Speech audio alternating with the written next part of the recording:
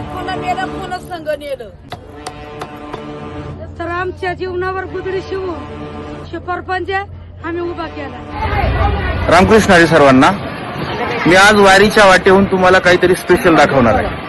माऊली ज्ञानेश्वर महाराजांचा आज निरास्नान आहे आणि आमची दिंडी नीरा नदीच्या थोडीशी पुढे येऊन थांबलेली आहे. आम्ही आता जेवण करून विश्रांती घेणारच होतो, पण त्याआधी मला तुम्हाला काहीतरी सांगायची इच्छा झाली. माझ्या पाठीमागे ही जी मंडळी आहेत ना, ही या घरांमध्ये राहणारी मंडळी. घर म्हणजे छोट्या छोट्या झोपड्याच आहे. तर या झोपड्यांमध्ये राहणारे मंडळी सगळी इथली कुटुंब ही लोक गोदड्या शिवून आणि त्या गोदड्या विकून त्यांचा उदरनिर्वाह करतायत. आणि आज माऊली ज्ञानोबरायांची पालखी त्यांच्या दारासमोरून जाते आणि शेकडो वारकरी इथं थांबलेले आहेत. एकाही वारकऱ्यांनी स्वतःहून यांना विचारलं नाही, पण सकाळपासून या सगळ्या छोट्या छोट्या झोपड्यांमधली लोक वारकऱ्यांच्यासाठी स्वतःहून उत्स्फूर्तपणे जेवण बनवतायत, जेवण तयार करून वारकऱ्यांना खाऊ घालतात. प्रश्न गरिबीचा नाहीये, प्रश्न श्रीमंतीचा नाहीये, प्रश्न दानतीचा आहे. आपली दानत किती मोठी आहे त्यानुसार आपली श्रीमंती ठरत असते. आपण त्यांच्याशी ना थोडंसं बोलूया, चला. मग आम्ही काय परंपरा, कोणी 4 पायऱ्या घेतल्या, कोणी 5 पायऱ्या बाजरी घेतली, कोणी मिरची आणल्या, कोणी आपलं तेल मसाल आपलं गोदड्याशिवाय 8 दिवस झाले का पालखी यायची म्हणून 8 दिवस बाहेर लांब लांब साताऱ्यापर्यंत गोदड्याशिवाय जात्यात. गोदड्याशिवाय गडी माणूस गेलं दारात कोणी रुपये देतं, आठाने देतं, कोणी थांबीत बी नाही. पुण्याचं काम आहे, पुण्य पुण्य पुण्याचं काम आहे. आबा पुन्हा मेलं पुन्हा संघ नेलं.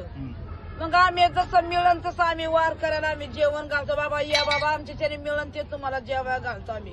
आई बेसन भाकरी खान जा.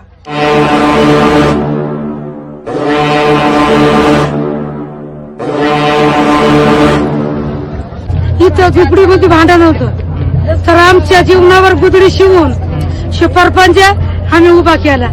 तर लोक दिंडी अशा मोकळ जाते.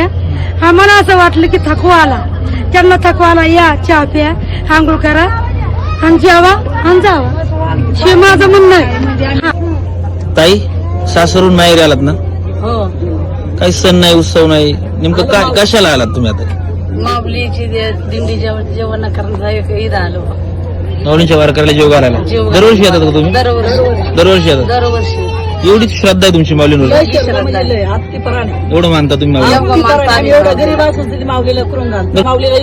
आम्ही गोदड्या शिवून येतो, 2 रुपये मागे टाकतो माऊलींसाठी. ते आम्ही सामान सुमान आणतो, माऊलीला घालतो. आम्ही 2 वारकरी यावं, आमच्या हाताने 2 घास खावा अशी आमची अपेक्षा आहे.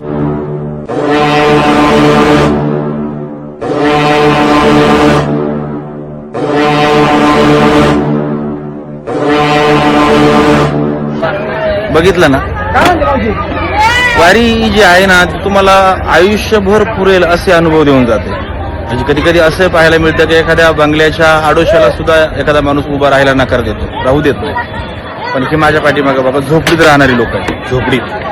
आणि गोदाड्या विकून शिवून त्या विकून किती पैसे मिळतात. आणि अक्षरशः सकाळपासून रस्त्यात यांच्या घरातली माणसं उभी आहेत आणि एक एक माणसाला हाताला धरून जेवायला आणून बसवतात. पिठलं, भात, भाकरी, सुंदर स्वादिष्ट जेवण त्यांनी बनवलेलं आहे. माणसाची श्रीमंती जी आहे ना ती त्याच्या दातृत्वातून दिसत असते. आणि या लोकांनी आज सिद्ध केलंय की आम्ही झोपडीत जरी राहत असलो ना तरी आमच्या इतकं कोणी श्रीमंत नाही. माऊलीचा सोहळा सुरू आहे, अशी श्रीमंती माऊलींनी सगळ्यांच्या पदरात घालावी, अगदी तुमच्या आणि माझ्या सुद्धा. रामकृष्ण.